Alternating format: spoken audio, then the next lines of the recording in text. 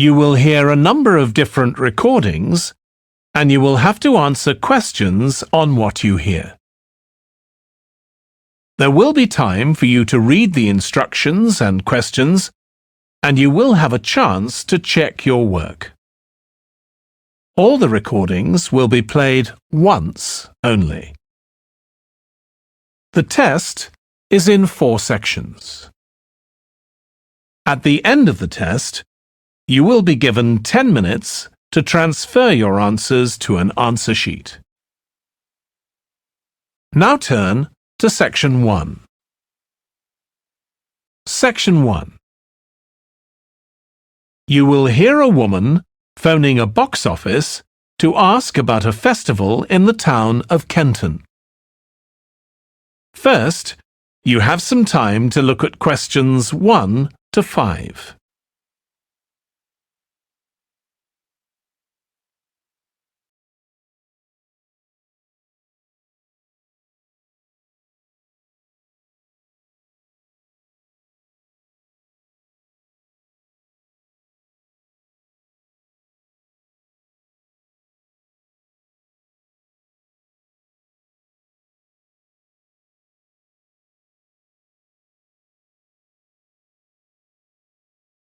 Now we shall begin.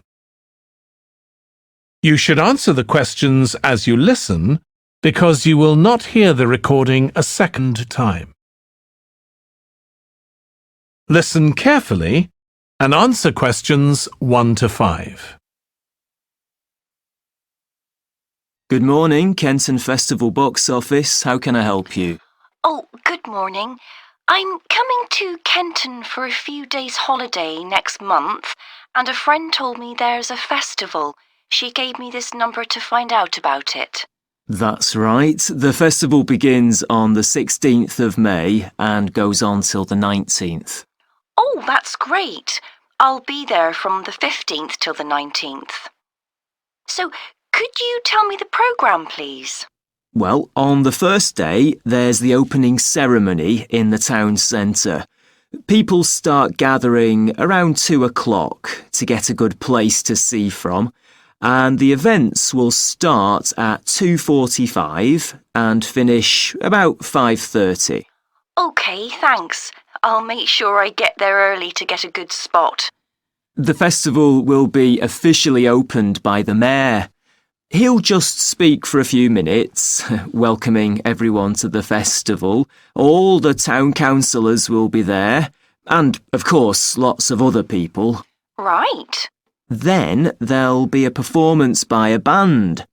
Most years we have a children's choir, but this year the local army cadets offered to perform, and they're very good.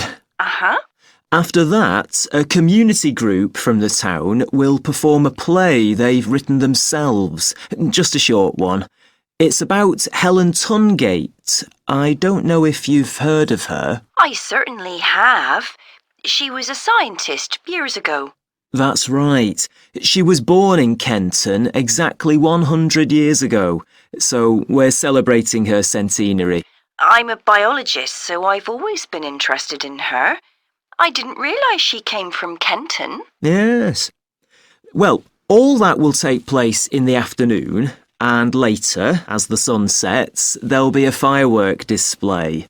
You should go to the park to watch, as you'll get the best view from there.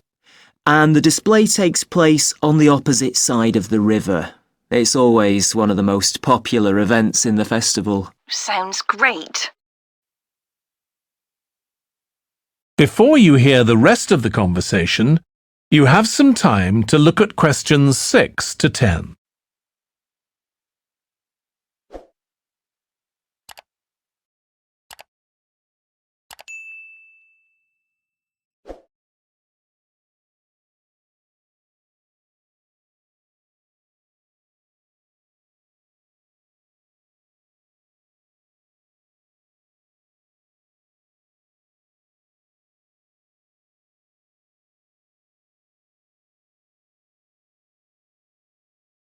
Now listen and answer questions 6 to 10. And what's happening on the other days? There are several events that go on the whole time. For example, the students of the art college have produced a number of videos, all connected with relationships between children and their grandparents. That sounds interesting. It makes a change from children and parents, doesn't it? Exactly. Because the art college is in use for classes throughout the festival, the videos are being shown in Handsworth House. How do you spell the name? Handsworth.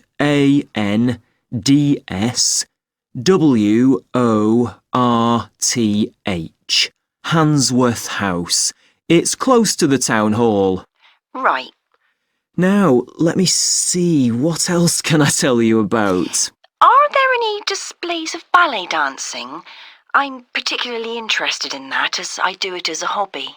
There isn't any ballet, I'm afraid, but there'll be a demonstration of traditional dances from all round the country. Well, that'd be nice. Where's that being held? It's in the market in the town centre, the outdoor one, not the covered market. And it's on at 2 and 5 every afternoon of the festival, apart from the first day. Lovely. I'm interested in all kinds of dancing, so I'm sure I'll enjoy that. I'm sure you will. And I'd really like to go to some concerts, if there are any. Yes, there are several. 3 performed by professionals and 1 by local children. And where is it being held? It's in the library, which is in Park Street.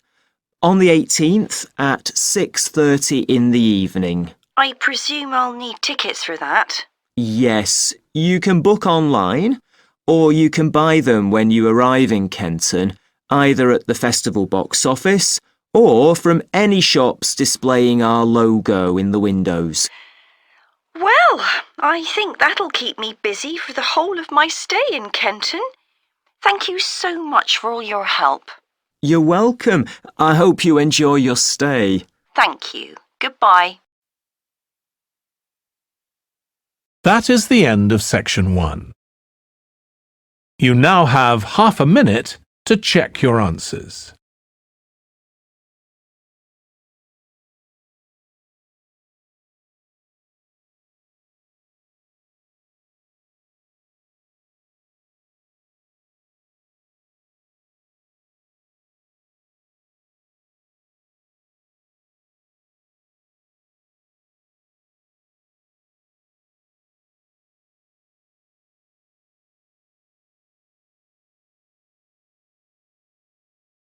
Now turn to section 2.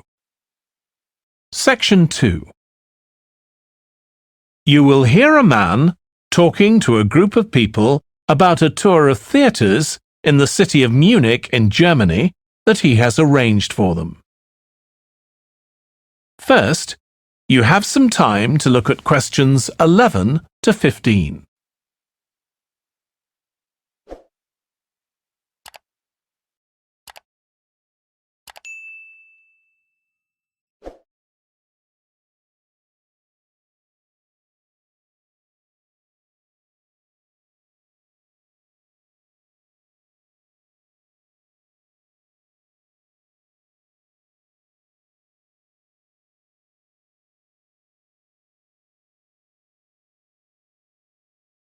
Now listen carefully and answer questions 11 to 15. Right. I've now almost succeeded in finalising plans for our tour, so I'll bring you up to date with what I know.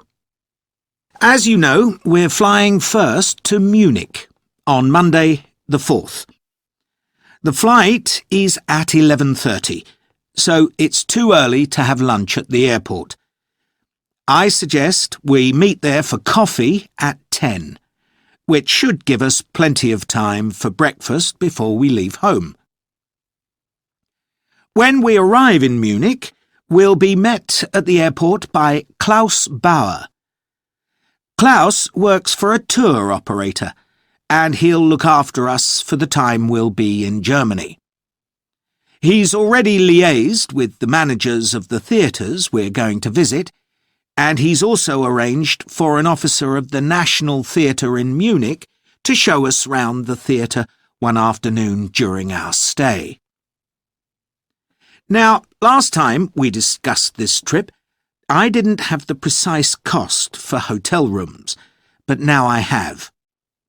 The normal rate at the hotel where we're staying is €150 a night for a double room.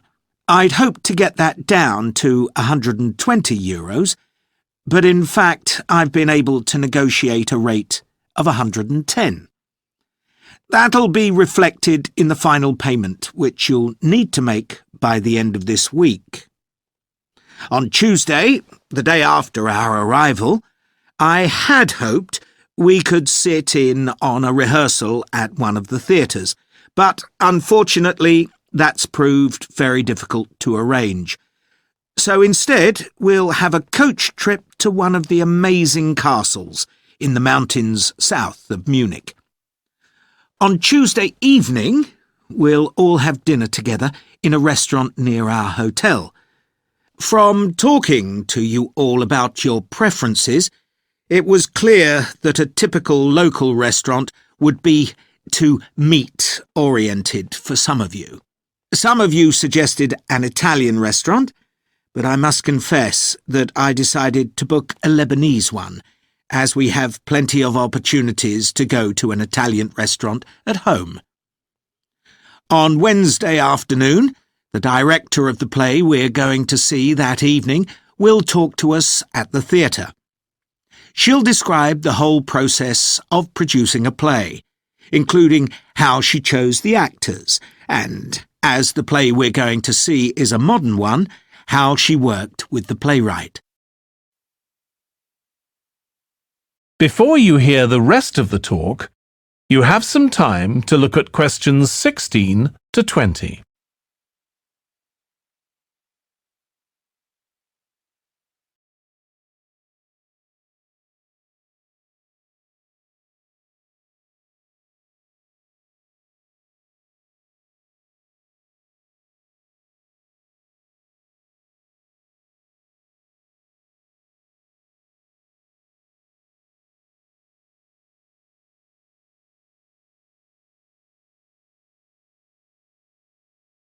Now listen and answer questions 16 to 20.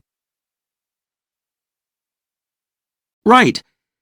Now I'd just like to make a few points about the plays we're going to see, partly because it might influence your choice of clothes to take with you. The play we're seeing on Wednesday evening is a modern one, and we're going to the premiere, so it'll be quite a dressy occasion, though of course you don't have to dress formally. I gather it's rather a multimedia production, with amazing lighting effects and a soundtrack of electronic music, though unfortunately the playwright is ill and is unlikely to be able to attend.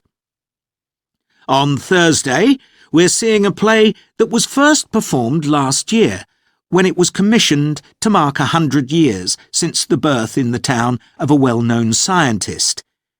We're going to see a revival of that production, which aroused a lot of interest.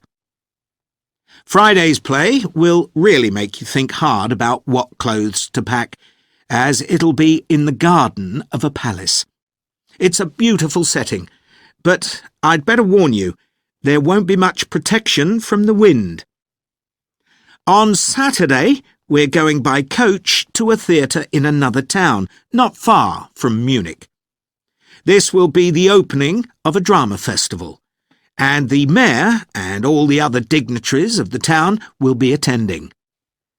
After the performance, the mayor is hosting a reception for all the audience, and there'll be a band playing traditional music of the region.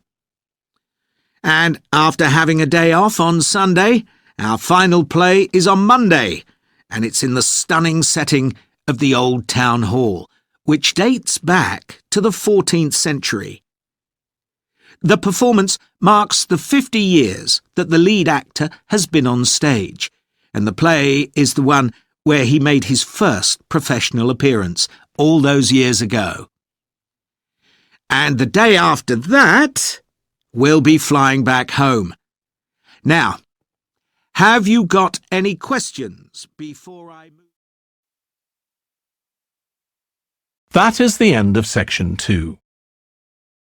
You now have half a minute to check your answers.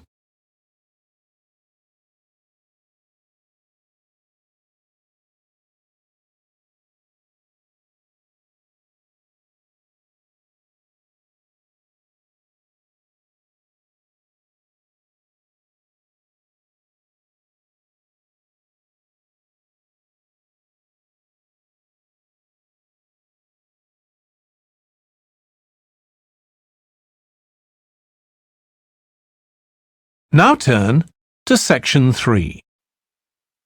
Section 3.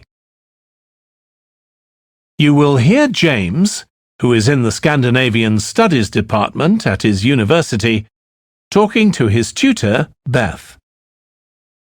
First, you have some time to look at questions 21 to 25.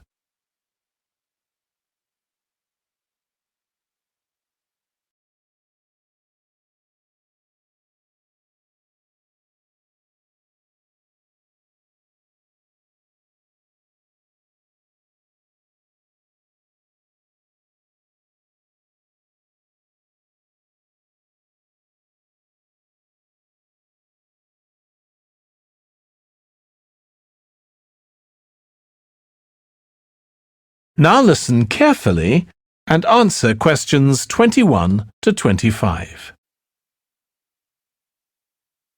Oh, good morning. You must be James. I'm Beth Cartwright. Please call me Beth. Thank you. Now, as this is your first tutorial since you started on the Scandinavian Studies course, I'd like to find out something about you.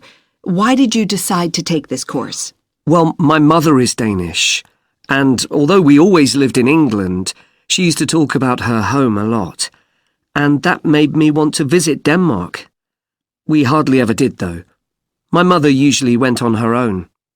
But whenever her relations or friends were in England, they always came to see us. I see. So I assume you already speak Danish, one of the languages you'll be studying? I can get by when I talk to people, though I'm not terribly accurate. Now, you probably know that you'll spend the third year of the course abroad. Have you had any thoughts about that? I'm really looking forward to it. And although Denmark seems the obvious place to go because of my family connections, I'd love to spend the time in Iceland. Oh, I'm sure it can be arranged. Do you have any plans for when you graduate? A lot of students go on to take a master's degree. I think the 4 years of the undergraduate course will be enough for me.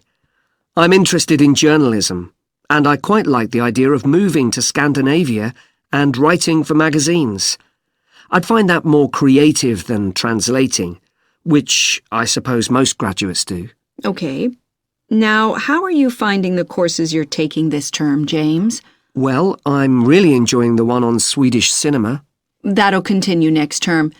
But the one on Scandinavian literature that's running at the moment will be replaced by more specialized courses. Oh, and by the way, if you're interested in watching Danish television programs, there's going to be a course on that the term after next. That sounds good. Have you started thinking about the literature paper that you have to write in the next few weeks? Yes, my first choice would be to do something on the Icelandic sagas. The trouble with that is that a lot of people choose that topic, and it can be difficult to get hold of the books you'll need. Why not leave that for another time? Right. You might find modern novels or 19th century playwrights interesting. I've read or seen several plays in translation, so that would be a good idea. Fine. I'll put you down for that topic. Right, so what would you advise me to aim at in the paper? First, I suggest you avoid taking one writer and going into a great deal of detail. That approach certainly has its place, but I think you first need to get an understanding of the literature in the context of the society in which it was produced, who it was written for, how it was published, and so on. I also think that's more fruitful than placing it within the history of the genre. Okay, that sounds reasonable. Before you hear the rest of the discussion, you have some time to look at questions 26 to 30.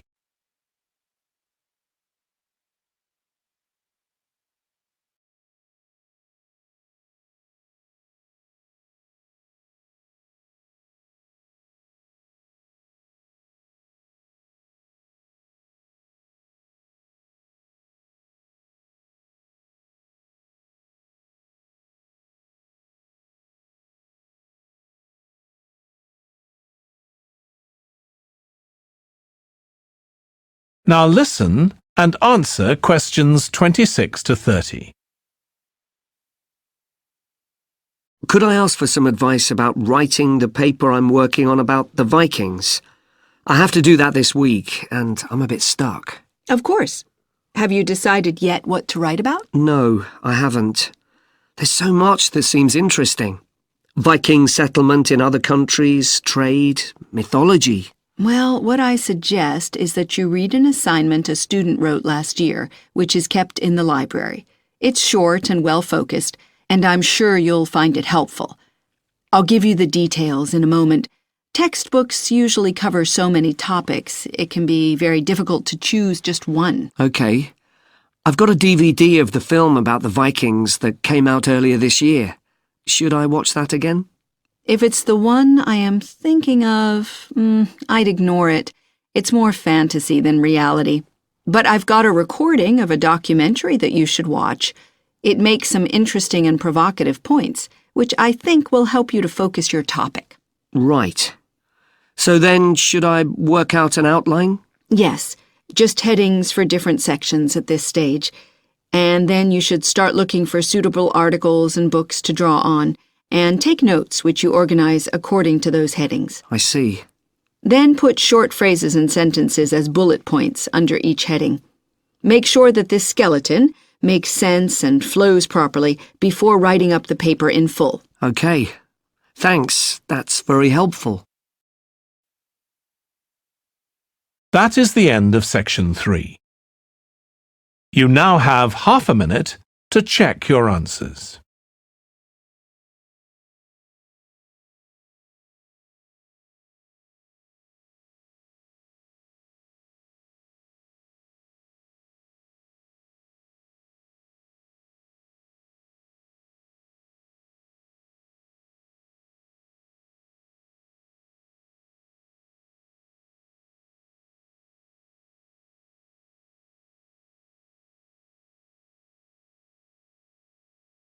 Now turn to Section 4. Section 4. You will hear part of a lecture about conflict at work, given by a business studies lecturer. First, you have some time to look at questions 31 to 40.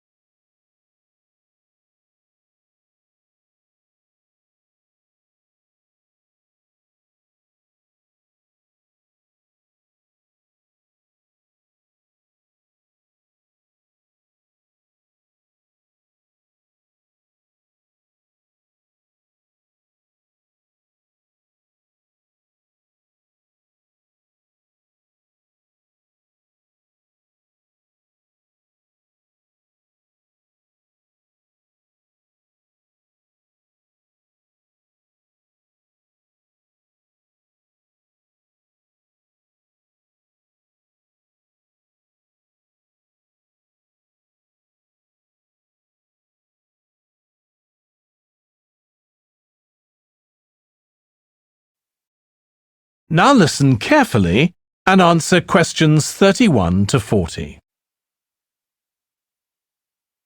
Over the years, attitudes towards workers have changed considerably. After all, there was a time when workers had no rights at all and laboured in appalling conditions. Conditions have improved a lot, but conflict in the workplace is still common. And human resources managers nowadays need to be able to deal with it when necessary. What is conflict in the workplace?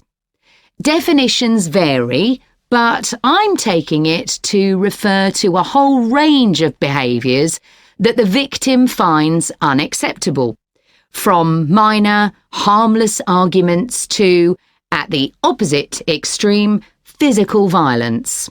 Much of this is covered by the term bullying, by which I mean one or more people behaving abusively or aggressively against another who is in a weaker position. Although all behaviour like this is a form of conflict, not all conflict can be described in these terms. As with all human behaviour, there are numerous reasons for it, but often it's caused by someone who feels the need to show their superiority over someone else, in order to feel that they aren't at the lowest level in a hierarchy or a group of people.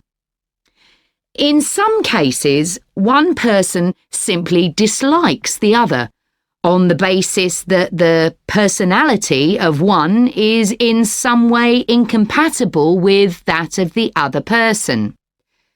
A general habit of optimism in one person could make them intolerant of a colleague who's constantly pessimistic. Not that that justifies treating them badly, of course.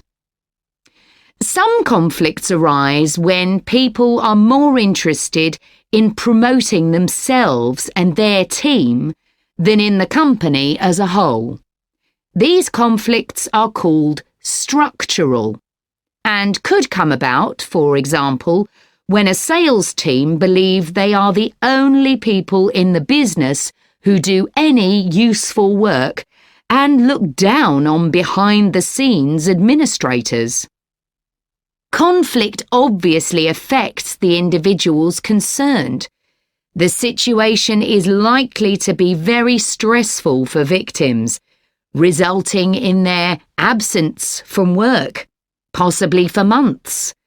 For the company, if no effort is made to deal with conflict, it can spiral out of control and even lead to the breakdown of the business.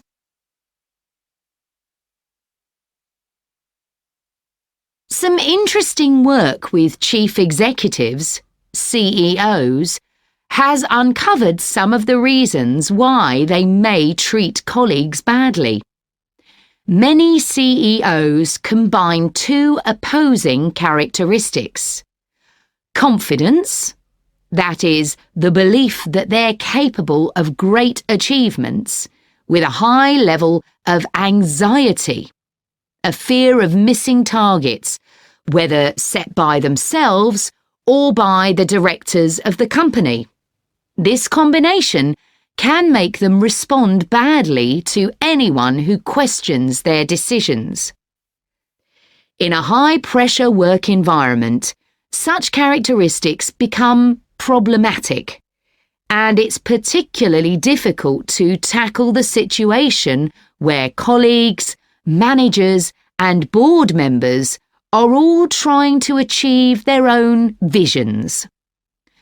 When they can't agree on strategic issues and on where they see the business going, there are real problems.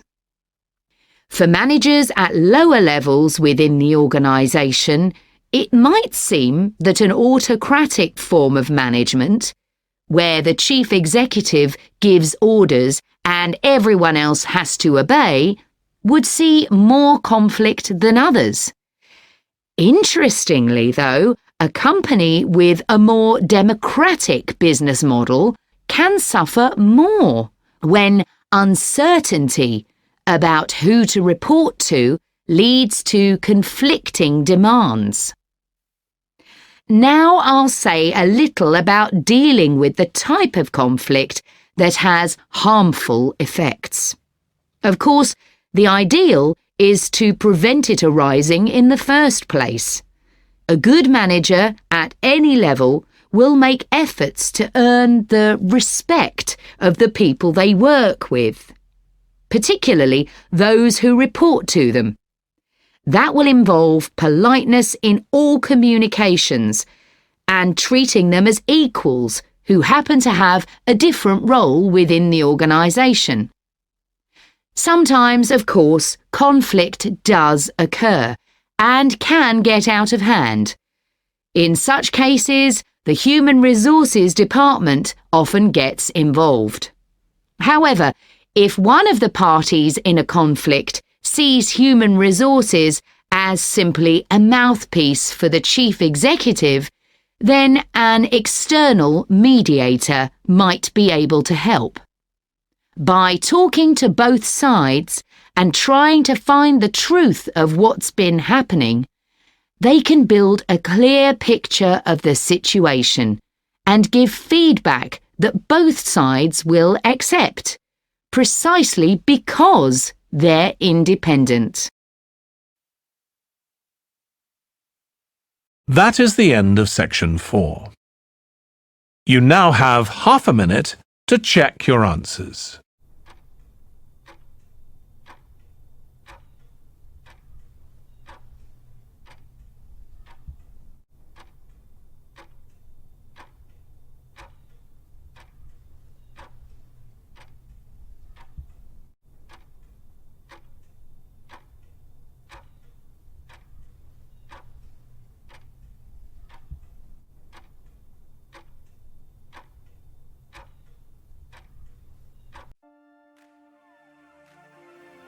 That is the end of the listening test.